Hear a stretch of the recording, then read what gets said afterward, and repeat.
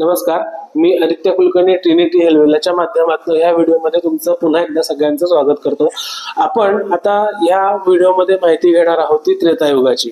तत्पूर्वी आपण बघितलं की सतयुगाचा जो पाया होता तो म्हणजे भक्ती। या एका बांबूच्या अवतीभोवती, स्तंभाच्या अवतीभोवती सतयुग हे विणलं गेलं। त्रेतायुगामध्ये काय झालं तर त्रेतायुगामध्ये तीन सगळ्यात महत्त्वाच्या गोष्टी या उगमाला आल्या। पहिलं म्हणजे सत्य, दुसरं म्हणजे तप आणि तिसरा आणि सगळ्यात महत्त्वाचा प्रकार म्हणजे यज्ञकर्म। ह्या तिन्हीच्या आधारावरती आणि ह्या तिन्हीच्या भोवती त्रेतायुग हे फिरत राहिलं।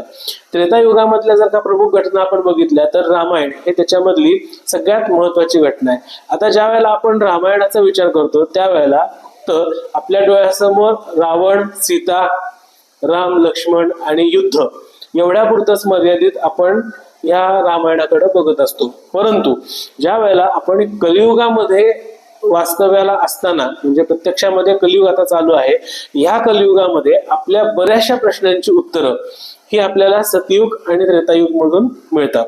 आता ह्या गोष्टी समजून घेण्यासाठी आणि ह्या प्रत्येक प्रश्नाचं उत्तर आणि त्याची उकल करण्यासाठी आपण रामायणातलं प्रत्येक कॅरेक्टर हे अगदी सखोल दृष्टीने त्याच्यामध्ये समजून घ्यायचा प्रयत्न करणार आहोत। कॅरेक्टर्स किंवा व्यक्तिरेखा समजून घ्यायचं म्हणजे नक्की काय करायचं तर ज्या गोष्टी आता कलियुगामध्ये होतात आणि त्यातल्या काही गोष्टी ह्या बहुतांशी आपण जे पर्याय निवडतो त्याच्यामुळे होतात। तर ह्याचा आणि त्रेतायुगाचा काय नक्की संबंध हे आपण नक्की जाणून घेऊयात।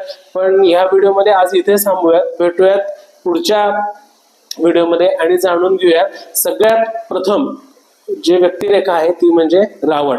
भेटूयात आपण उद्याच्या व्हिडिओमध्ये। तोपर्यंत हा व्हिडिओ तुम्ही जर का माझा युट्यूबला बघत असाल तर माझं चॅनल नक्की सबस्क्राईब करा, बेल आयकॉन प्रेस करा। हा व्हिडिओ तुम्ही जर का इंस्टाग्राम किंवा फेसबुकला बघत असाल तर माझं पेज नक्की लाईक करा, शेअर करा आणि हो कमेंट करायला अजिबात विसरू नका। आपण भेटूयात उद्याच्या व्हिडिओमध्ये रावणासोबत। भेटूयात, नमस्कार।